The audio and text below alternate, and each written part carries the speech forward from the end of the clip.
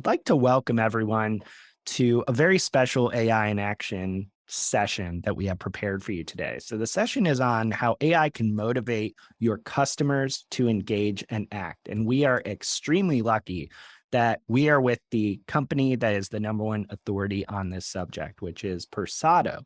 And Persado, which you're going to hear much more about shortly, is an AI platform that generates language to motivate every individual to engage and act.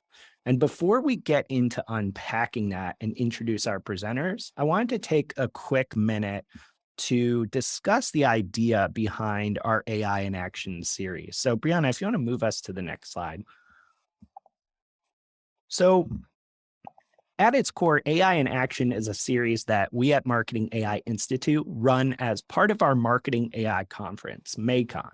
And as part of this, we bring in expert partners like Persado, companies that are building next generation AI, that are actually doing it. And we have them show us tangible examples of how AI works, tangible use cases, and real world case studies around the technology. And there's a really specific reason we do that. In all the thousands and thousands of marketers that we encounter and that we actually work with every day, most of them are really able to connect the dots and understand the power of AI when they see it in action, when they see examples, when they see specifics. So the reason why this is a little different from a typical webinar is because we actually position these as educational demos. You're going to hear a lot about Persado's solution today, and you're going to see exactly how this type of AI can work, what use cases there are for it, and how you can actually start leveraging it in your career and at your company. Now, we've actually done 2 other sessions of AI in Action demos this week. We did how AI can help Google love your content with Market Muse, and how AI can power your ad campaigns with AI advertising. So by signing up for any one of these sessions and attending today, you'll actually receive today's session on demand, as well as those other ones. So if you missed anything today, or if you're joining us late, don't worry, you'll get this on demand. And you also should check out the other 2 AI in Action sessions. There's a ton of great content in there if you're trying to use AI in any type of marketing. So just a couple other quick housekeeping notes, and then I'm going to turn it over to Lisa and Brianna. First, leave any questions in the questions box or in chat. So we have Kathy McPhillips on our team here at the Institute who is fielding those questions and dropping relevant links into the chat as we go. We'll have Q&A at the end of this with Lisa and Brianna. So we'll be fielding those questions throughout today's session and getting to them at the end. Additionally, if you have any technical issues, drop a note in the chat and Kathy and our team will be happy to help you out. So if you can move to the next slide, Brianna. Yes, really quick before we dive into this, someone actually did ask, will we be able to rewatch these sessions since they're on demand? The answer is yes, and that will be emailed out to you all in the next, I believe, about 72 hours. So as we dive in here, I wanted to introduce our awesome presenters who couldn't have 2 better people to be talking about this subject today. So first, I've got with me Lisa Spira, the head of content intelligence at Persado. Welcome, Lisa. Thank you. And we also have Brianna O'Hara, Director of Product Marketing at Persado. Brianna, thank you for joining us. Thanks for having me. And for anyone who doesn't know me, my name is Mike Kaput. I am the Chief Content Officer here at Marketing AI Institute. So if you wouldn't mind moving forward, Brianna, we've got a couple other things, and then I am going to shut up and turn it over to the experts over here. So as we go through this session and you're seeing how AI actually works and you're starting to adopt it in your own business, I want to share 2 additional resources that could be extremely valuable to you depending on where you're at in your AI learning journey. The first is our MACON 2022 bundle. Like I mentioned at the beginning of this session, we were kind of chit-chatting.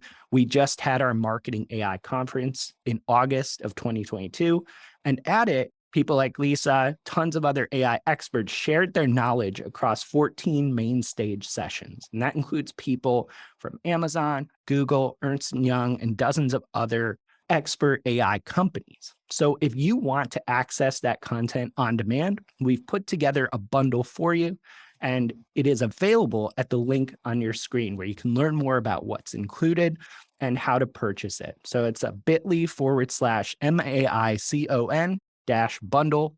And Kathy will drop some links in the chat here as well. And the second resource is something we're extremely excited about. It is our Piloting AI for Marketers course series. This is a series of courses specifically designed to help any marketer drive productivity, creativity, and performance using AI in their career and in their companies. This includes every single thing you need to do, you need to have to get started with artificial intelligence in your career and at your company, regardless of your skill level.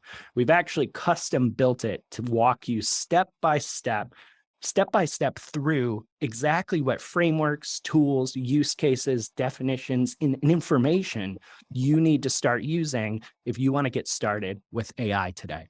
And that's actually available for pre-order right now. So it's at an especially low price. So if you're considering trying to apply AI to your career or your company, I'd highly recommend you check this out at the link below. All right, that's enough from me. Why don't Brianna and Lisa, I'd love for you to kick us off here. I'm super excited to hear what you've got to say. Thanks, Mike. I'll go ahead and kick it off with an agenda of what we're going to cover today. We're going to reveal this profitable opportunity that is leveraging language AI to personalize how you communicate with customers. We're going to dive into what the common approaches to language personalization are missing, and then how you might fix that to realize more value. We'll cover what motivation AI is and how it helps brands hyper-personalize their content across every channel, creating more authentic experiences for customers at scale. We'll share the best practices gleaned from Persado's 10 years using motivation AI to generate language for our clients' campaigns and highlight those successful ways in which language has driven engagement and how it's changed through the ups and downs of the past 3 years, which we like to call COVID.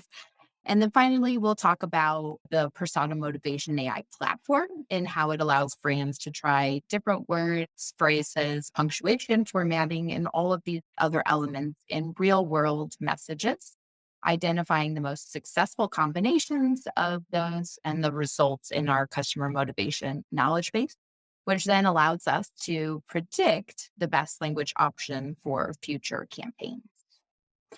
Quickly here, I just wanted to give you guys an idea of the scope of Persado. We work with all different brands and companies in various industries. Obviously, this list is not all encompassing, but just to give you an idea of what we're talking about when we're talking about motivation AI and various use cases and customer journeys. These are the types of companies that we're working with. It's primarily B2C companies. We do have very broad application for our product and serve those numerous use cases for language personalization across all types of touch points. But anyway, we want to jump right in and get started by showing you guys what we mean when we talk about which AI and how it's uncovering this profitable opportunity. Sure. So let's dive in with Michaels, who is a large retailer and someone that Persado has been working with for a long time. But before we worked with Michaels, Michaels has been really interested in personalization. They were doing personalization through third party data and through cookies. They've been really working towards personalizing their messaging. And when they started working with Persado, they were able to tap into a new way to do personalization through their language. Through specific words and phrases, they were able to build a new type of first party data that really allowed them to move toward personalization. Before working with Persado, only about 20% of their emails were personalized, and now 95% of their emails are personalized. And what's more, they were able to generate 25% click through rate uplift on their email campaigns.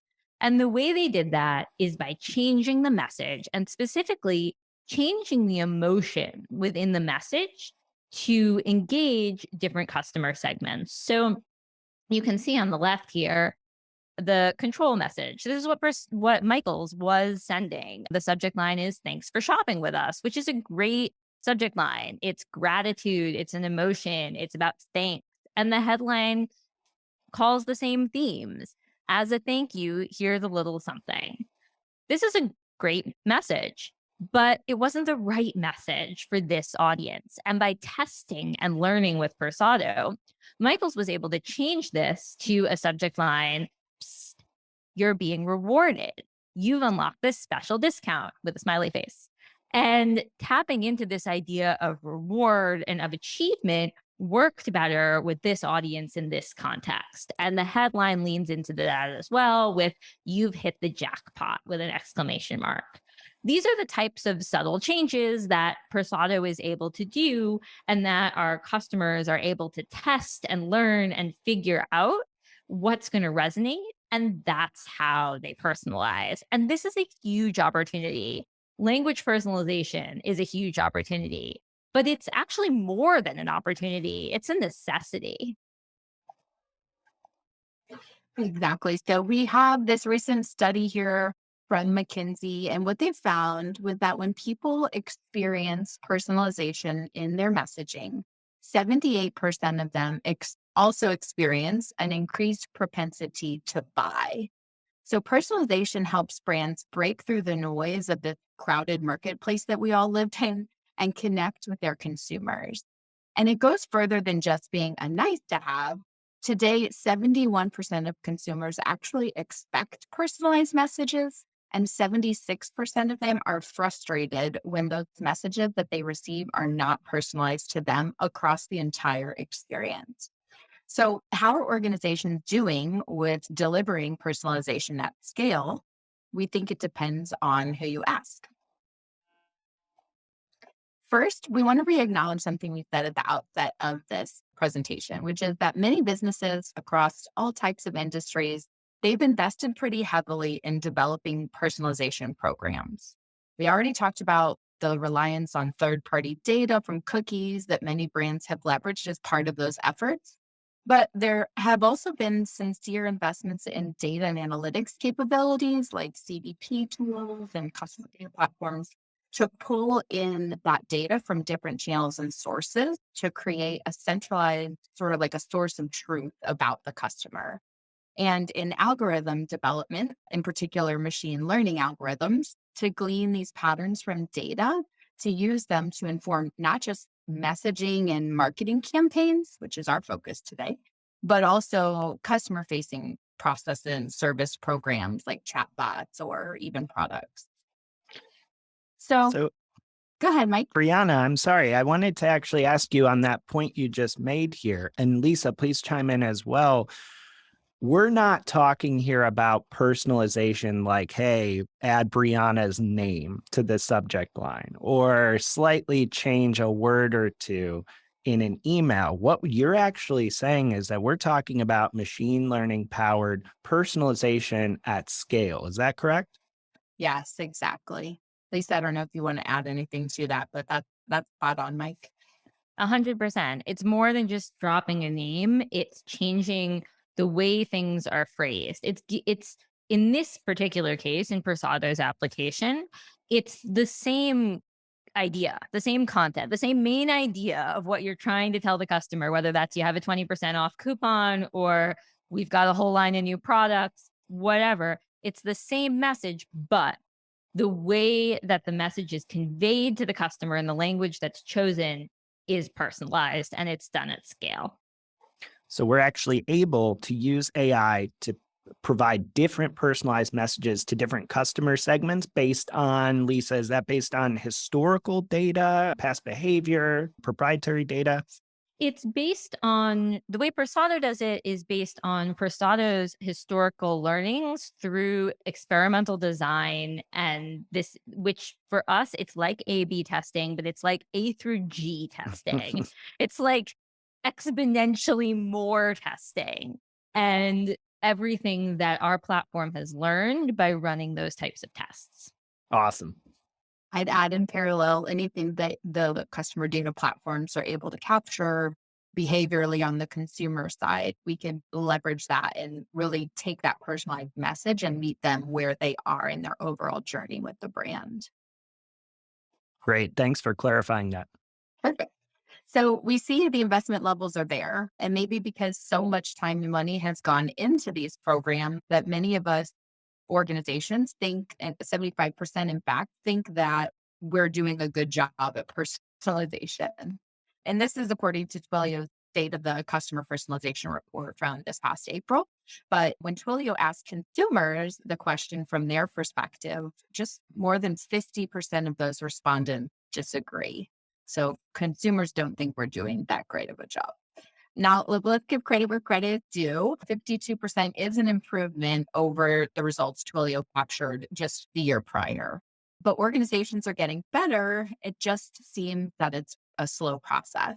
And that's still one out of every two customers that think there needs to be an improvement made or more to deliver better experience.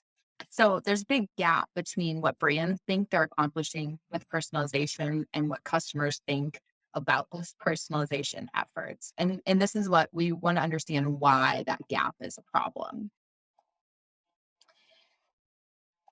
So we already established that personalization is not really an option. There's more than 70% of customers expecting it. 76 get annoyed when they don't receive it. It's kind of becoming this more like baseline initiative that companies need to do. But Twilio points to the consequences of not personalizing here. So that's 45% of customers simply say they won't do business with you again if you're not personalizing. And together, these points are really what tell us part of the why personalization isn't something that we can ignore. Businesses can't afford to personalize badly either, though. In this case, we see data from Gartner that shows that brands risk losing 38% of their customers if their attempts at personalizing go wrong. So if you guys wouldn't mind, here's a little chance to share your personalization stories in the chat for us. We want to spotlight some of those. I've had the bad experiences before, kind of like Mike said, it goes beyond those token name tokens, but I've had them be blank. I've had my favorite retailer asking me to get a credit card when I've had one for years. Those are just some examples that kind of aren't meeting me where I am. So just share those in the chat for us. Yeah, that would Now, be great to hear because I think, Brianna, to your point, this is the power of AI in this space, right? A lot of those, as any marketer here knows, when you're using any type of automation or doing it manually, humans make mistakes, right? And that's not to say machines don't, but we make the mistakes because these things get too complicated very quickly. The more personalization options you run into, the more permutations and variables come into play. And I've done it, we've all done it, where you say, oh, shoot, I forgot about that customer segment that may already have this product. So anyone here who has done anything with personalization realizes that maybe it's a little too complex for just humans to manage alone. yeah, excellent point. So now a bad personalization experience can take a number of forms. We've all experienced it. But one of those forms is the creepy factor. We've all had those experiences. They happen more and more often these days, such as maybe when you're having a conversation with a friend who mentions a company that you had never heard of. And then the next time you go on social media, there's an ad for them in your feed. It's weird and gives a lot of people this uneasy sensation. It makes their skin crawl a little bit. And that's just like one example of the creepy feeling that like bad personalization could elicit. And this just points to the reality, which is that personalization may be the high risk scenario. Don't do it, it'll backfire. Do it wrong, it'll backfire. In other words, customers are expecting it, but they're expecting certain things from it. And getting the right mix is a real quantified opportunity. Again, McKinsey has quantified that opportunity for us. So, according to them, personalized communications will generate $1.7 to $3 trillion in value over the coming years. Especially in today's challenging business environment, organizations can't just turn their back on this. So, what is standing in the way of doing it well? In our experience, and research would support this, the challenge of delivering quality personalized experiences, it just doesn't come from one source. Gartner research has highlighted a number of challenges that organizations face around personalization. 80% of them will abandon those initiatives due to data or technology gaps. There's also the issue of having the trove of customer data that they can't or don't want to use because it might violate privacy protection, data protection laws, some in overt or things like GDPR, some that it's implied by the contract between the customer and provider. There's those kind of issues. Another problem may have to do with scale. Many of those solutions that enable personalization only work in specific channels, such as email or websites or mobile apps. The result is that just personalization initiatives can't grow big enough to scale impact, and the experience ends up being inconsistent across those channels because each may treat personalization slightly in a different way. And then the last one is that the approach or strategy for personalization misses the mark. It delivers a bad or just inadequate experience. So now a robust language AI platform with established integrations, guardrails to protect customer privacy, and makes it usable across all digital and non-digital channels might address all of those challenges that one could be experiencing. And Persado's AI does exactly this. So we want to linger on this last issue for the remainder of the conversation because it's those technical issues that are so significant, but it will overcome in time through iteration and modification to their programs. Strategy issues are more multifaceted and challenging than the others above. And it's the biggest issue. Strategy is the biggest issue that we've seen in our work with our brands and clients that we've worked with. It's it's the strategy issue that's missing a key component or a key element. And we believe that is motivation. So motivation is that missing link. It's the connective tissue between a customer wanting or needing a product and actually taking the next step to buy it or make a purchase. Wants and needs, we all kind of know they're pretty ubiquitous. We have them all the time. We're constantly needing something, whether it's new shoes, new car insurance policies, a very competent plumber to fix an issue, leaky drain, something that might be happening at home. Those effective personalization approaches are able to identify those wants and needs. And that's not quite enough because needing something doesn't necessarily result in the purchase, let alone a purchase with a specific brand for a specific product in a specific moment. We have to get all those things right. So the next step action requires another level of engagement that points consumers to your specific product delivered in that right moment. And it's the personalization delivered with knowledge of customer motivation that creates the impact and uplift that we introduced in the first slide with Michael's. That is what motivation AI does.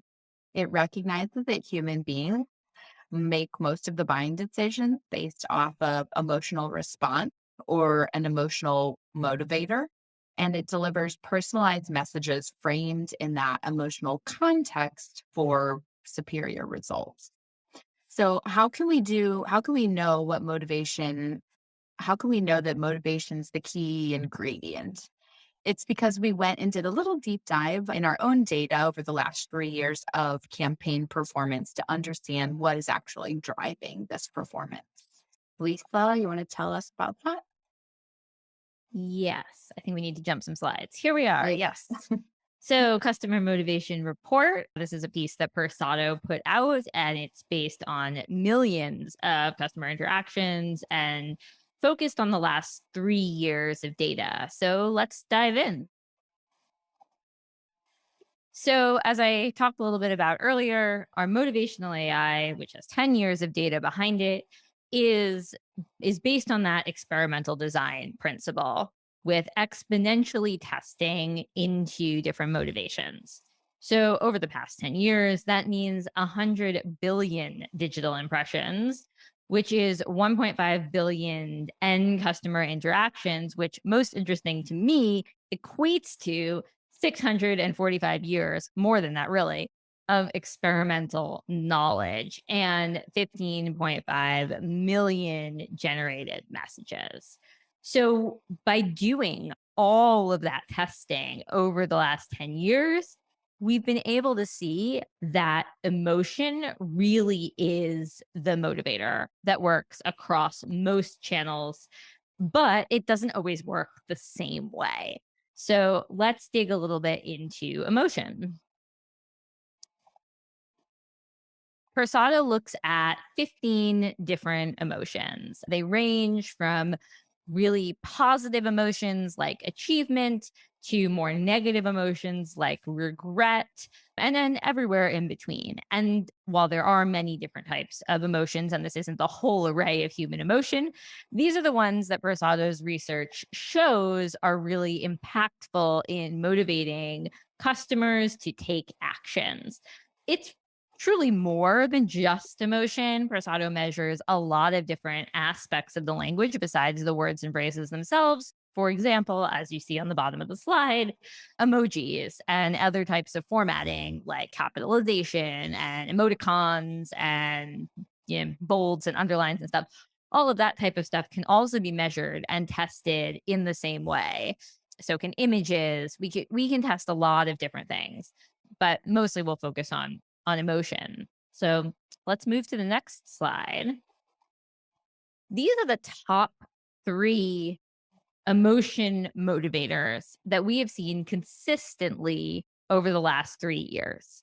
They are achievement, attention, and gratification. Achievement, which we had as an example on the Michael slide, is about rewarding a customer, praising a customer, accomplishments. This makes people feel good and it motivates them to click. Things like you've scored an amazing deal or we're rewarding you with a sale. These are achievement type of motivators, and this is a powerful emotion across industries and across different types of campaigns. Attention is a little bit different. Attention is an alert. It's about getting a customer to see your message, realize your message, and care that it's important. So things like FYI are good attention types of language. Update, alert, those types of words and phrases are good attention grabbers. And this too, across industries, across types of campaigns, performs really well. The last one that we're going to recognize as a top performer generally is gratification. Gratification is about value and specifically about getting value, highlighting received value or even perceived value. It's incentivizing a customer by saying, we're giving you something, you're getting something, this is yours. That type of thing can also really motivate action. The So, thing is, yeah, go ahead. oh, Lisa, I'm sorry. I wanted to actually pause really quickly here because what you've mentioned over the last few slides, I think is really important for the audience to understand. So we talked about 10 years of motivational AI data that Persado has, billions of data points. We've talked about 15 high-level emotions that you can engage, customers engage when that tap into their motivations. And here you've showed 3, 4, 5 different variations on how those motivators are used. Now, I can't do math that quick in my head. That's why I leave it to the machines. But that is a breathtaking amount of possible personalization actions, right? So when you're thinking as a marketer about personalization, you're not just saying, oh, should we use a subject line that focuses more on attention or gratification? There are thousands, if not millions, I suppose, of possible permutations here.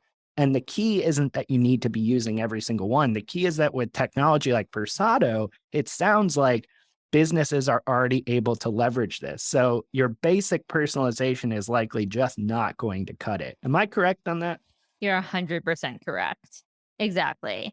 You can use a platform like Persado's to send the right message, the right emotion, and to send that emotion in the right way, which is something I'll talk about on, I don't know, the next one or the next slide after that.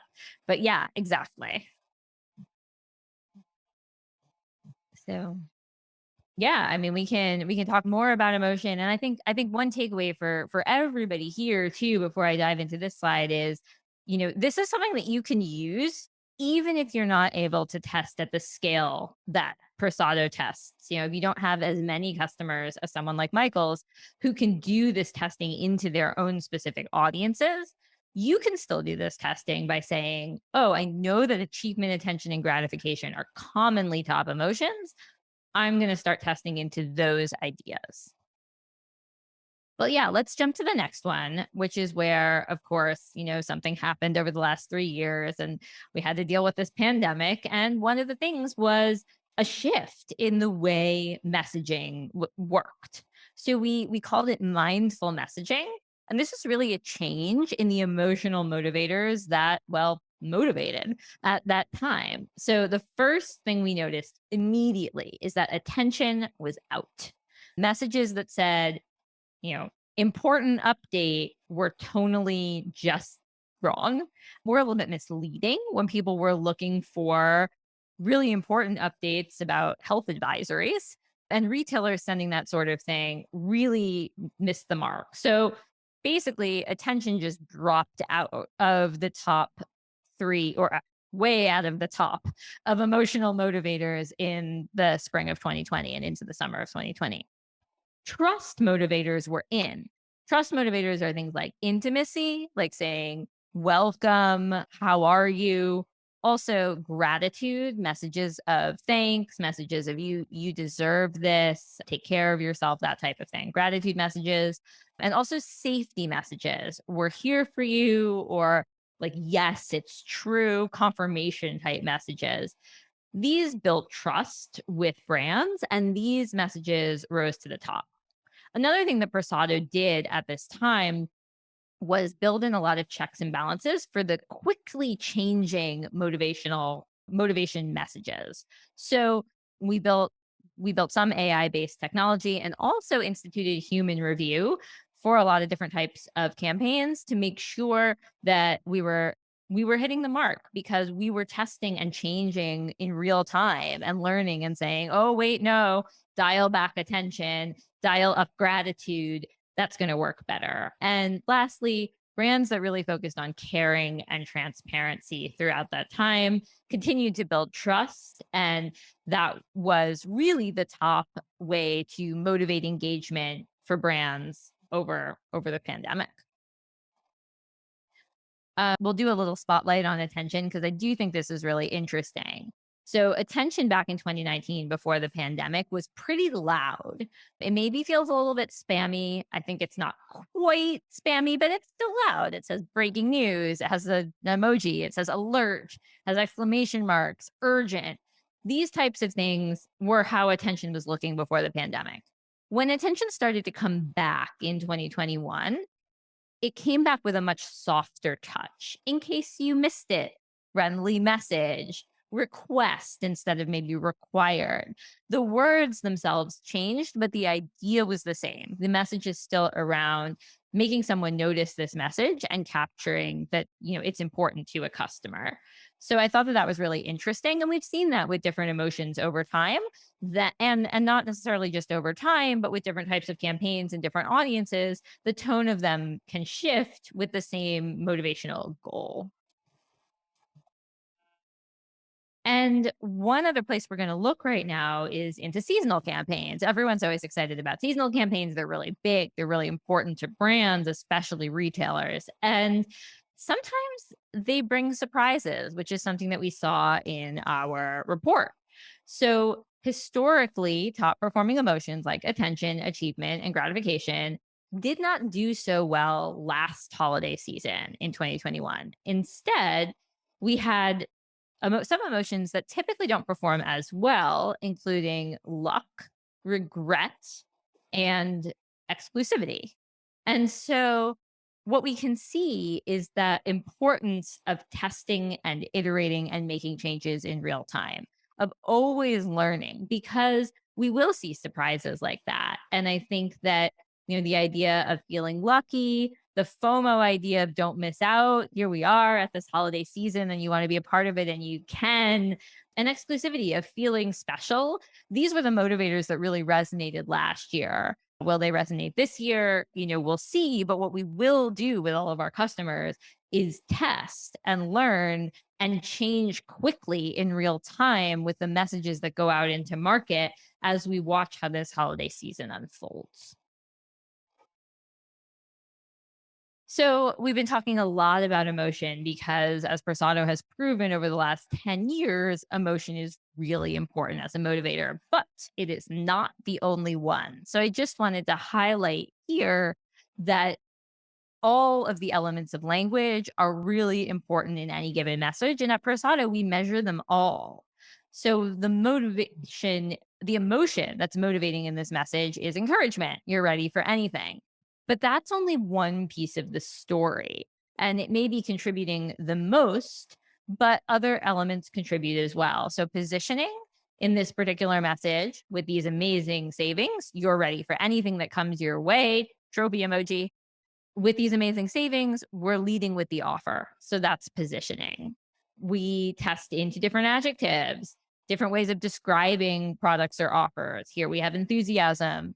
We test into how we actually convey the offer. This is savings, which is pretty vague. It's not saying 20% off coupon or something that more specific. There are many different ways to phrase offers.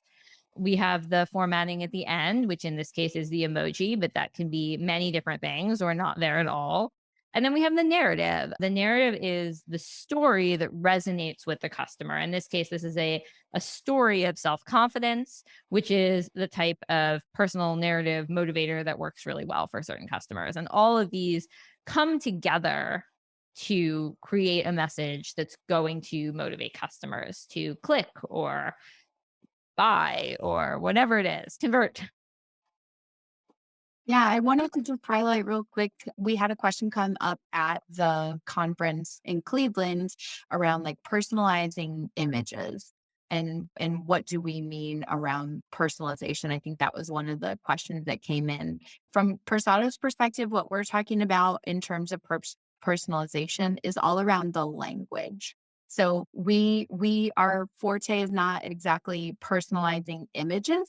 That CDP could help with that. We are focusing on the language and what Lisa mentioned around testing. We can test into certain things, those descriptors and narratives and emotions. We can test into that.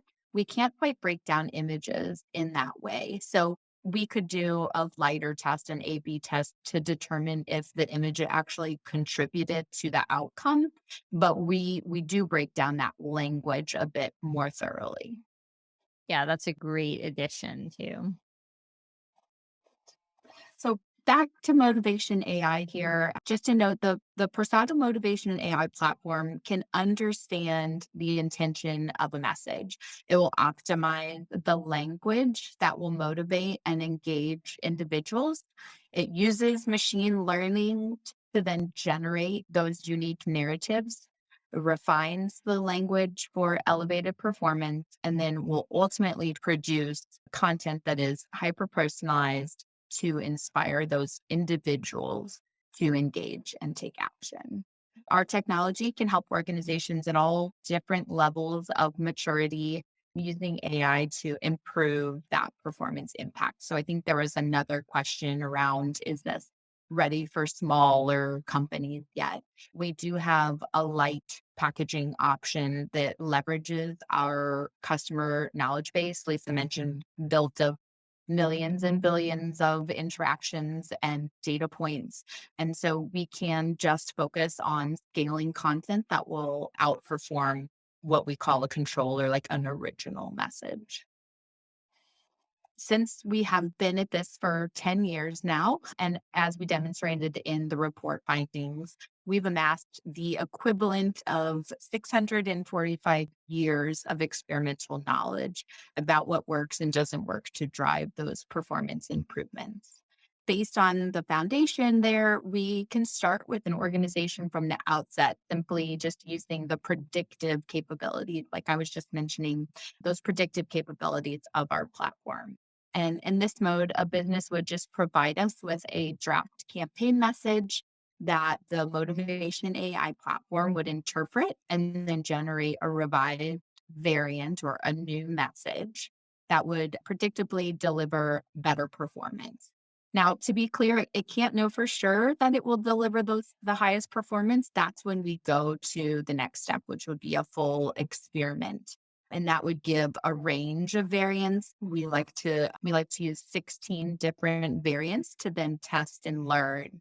But predictive is a much lower lift approach to businesses that just want to scale their content and have confidence that that message will have a higher than average outcome or performance.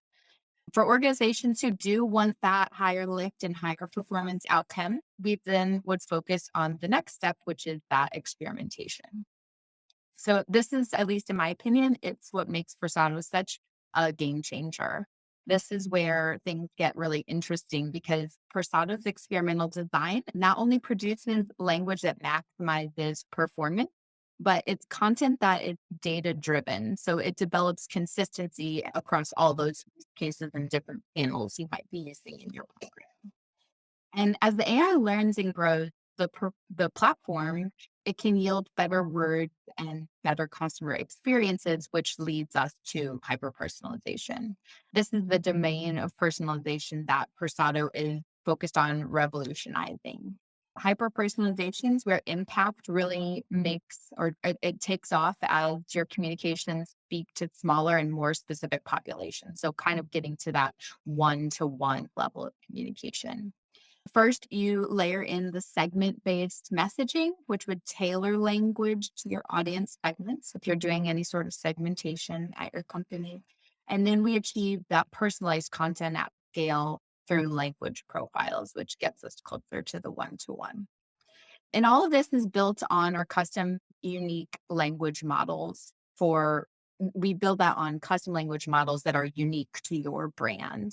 They understand your brand guidelines, the products that you offer, various promotional offers that you might be using so that the language that Persado outputs for you won't sound like anyone else. All right. Going to wrap up here with some takeaways. The first is that personalization is becoming the customer's expectation. So results to date might have been poor, but we believe that's due to the combination of the technological challenges and strategies that have failed to integrate motivation into the core messaging and bridge that gap between a customer's want or need and them taking action. Based on that, it's the brands that discover what motivates their customers that can scale those discoveries and will see the most growth. And that's possible with motivation AI. I think it's a good time for us to take some questions. Have we had any come in, Mike? Excellent. Yeah, we've got quite a few awesome questions here. So thank you, everyone. As a reminder, this will all be made available on demand. So if you are kind of tuning in a little later, you'll receive these slides on demand via email over the next couple days. Yeah, let's jump into some questions here. And Brianna and Lisa, I'll leave you to kind of determine who wants to field what, or if you both want to chime in. So just how about that? We also got quite a few personalization horror stories too. So we'll share a few of those if we have a couple minutes left.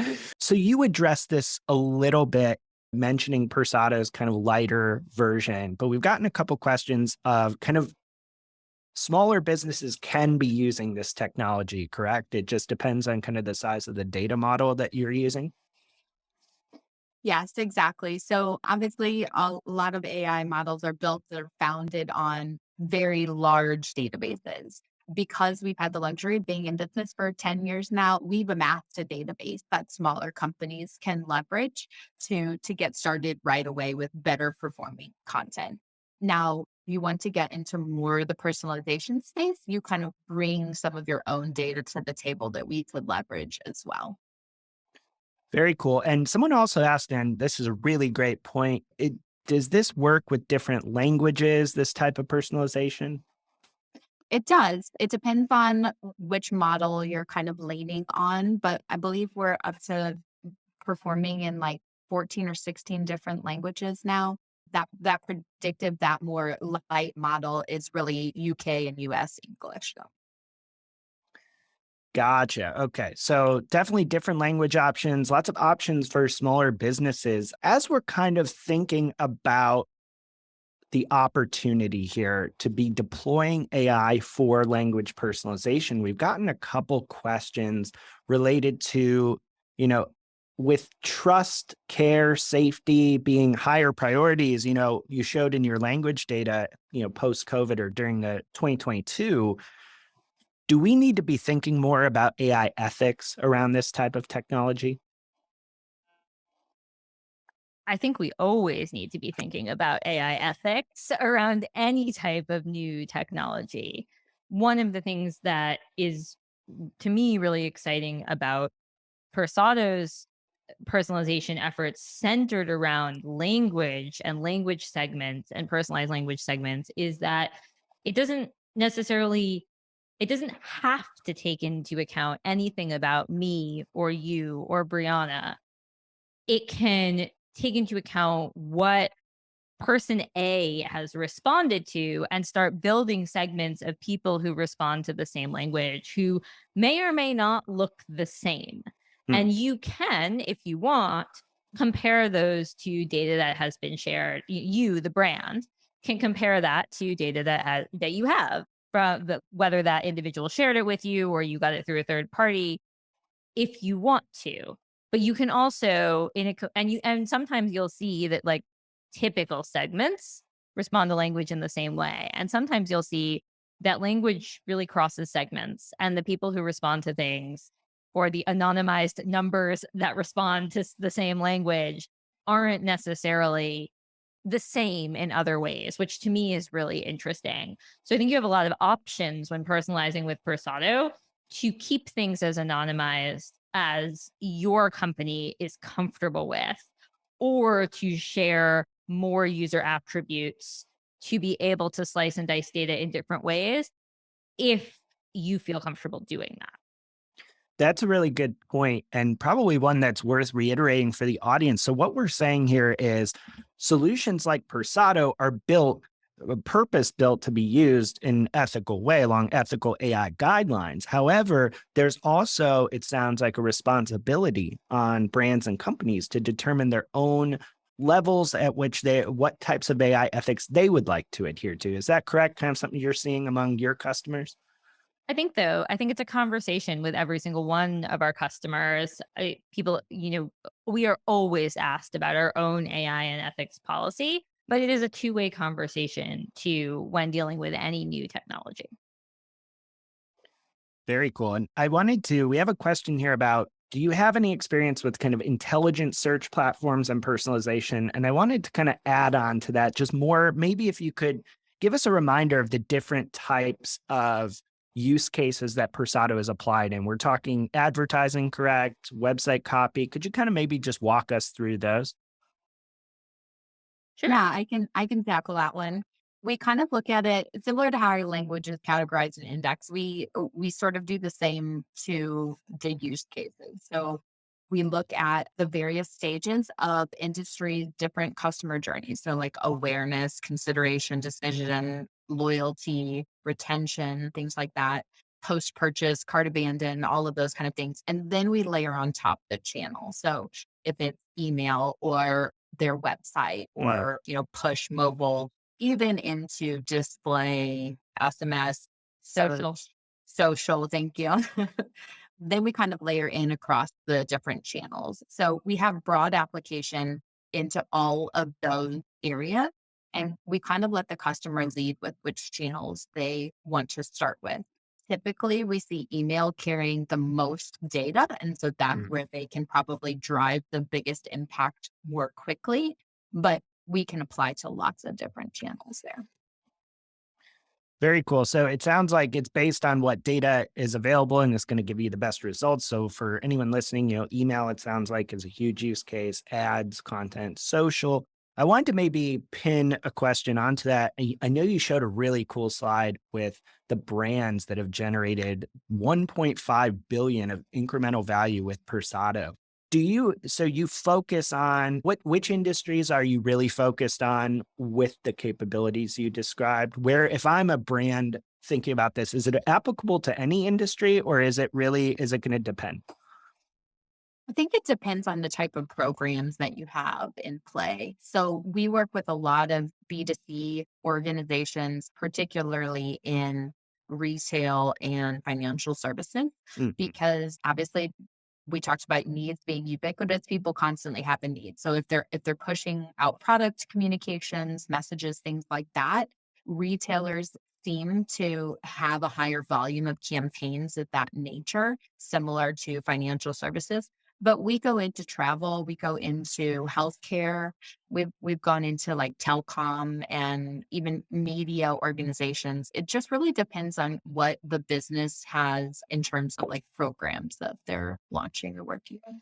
And we've done some really great campaigns in areas that we're not typically involved in with great results. I think healthcare is one of those. Mm. Messaging around healthcare is a little bit different. It's a mess. The action is not purchase necessarily, but is make an appointment, Mhm. pick up your prescription, and we can use the same language to motivate those types of actions as well. So while the volumes are really there in retail and in financial services, we've branched off into a lot of other industries with great successes. Very cool. Yeah, that's a great example, a great point. We have another question here. Does Persado work with app? I don't know off the top of my head if we're working directly with WhatsApp. I do know that we brought on a new partner recently and we're expanding the amount of partner relationships that we have. So we have quite a large amount of current off the shelf integration. But how our off the shelf integrations start is by a client requesting a new integration. So we don't typically turn that down. We just have to vet and make sure it's applicable to what we're doing. And from a But language perspective, I can add that we absolutely could perform, motivate across WhatsApp. It's going mm, to be a question of the integration capabilities. gotcha. Okay. Very cool. So yeah, it sounds like and that's exactly why I think it's really important for folks watching this to reach out because as we heard, this base layer of language and how it's being used by AI to motivate action is applicable to so many different scenarios in so many different industries with so many different tools. So definitely reach out to Persado if you have any questions about that, because I think you could be pleasantly surprised, it sounds like, about how many things this platform can do. It surprises me all the time, to be honest. It's my team who steps in usually when we're dealing with something that is something that Persona doesn't typically do. We get a request that's outside the box, and it's up to my team, who are the language experts, to figure out if we can do something in this new use case or whatever it is. And I'm often surprised. And no, we can't do everything, but it surprises me with how often we're able to achieve results in motivating action. So it's pretty cool. That's awesome. So as we get to the final few minutes here, I wanted to just throw one last question in here of my own. Do you have what kind of like final words of wisdom or advice would you have for marketers thinking about doing better personalization? There's a lot to cover here. There's a lot of options out there. If I'm kind of coming away from this being like, oh wow, I kind of really get it now, how much more I could be doing. What would you tell me about how to kind of get started? I would say I've been a marketer all my professional career, and one wish, if we all had 3 wishes, one wish I always had was like, I wish I knew how what I am saying would perform. Like, how is it gonna impact? Like, what if I say this? What's that gonna do? What if I say this? What if I split it and divide it and say different things to different people? Like, I wish I just had always known those outcomes. And why I love Persado so much, I've been here a year, but why I think it's so fascinating is like we've built a database that can like give those assumptions, predict this is how that's going to perform in a certain way. And as a marketer, I just always wanted that in my arsenal of things of how I'm like creating campaigns. And so now like seeing this kind of become a reality, it's pretty cool. And I would say to you, you have to test. Please test. Testing is important. Testing is how we built this thing that gives Brianna her wish. So it's worth it. And I think it's more work. It's hard. It can be scary if you've never done it before, and it takes effort. But my note to you would be that the effort you're going to put into testing is worth it for the returns. I mean, I think the numbers you shared prove that pretty abundantly. So that is exciting. Yeah, Brianna, your wish is in the real world coming true over here. Well, I do want to say thank you to everyone who has attended today. Like I said, these will be on demand. You'll receive the other 2 AI in action sessions that happen this week on demand as well. As you can see, there's a lot of opportunity here to learn about. So please check that out. And Brianna and Lisa, thank you so much for your time and expertise. We really appreciate it. Thanks again for having us. Of course. Thanks, everyone. Have a good day, guys. Bye. Bye.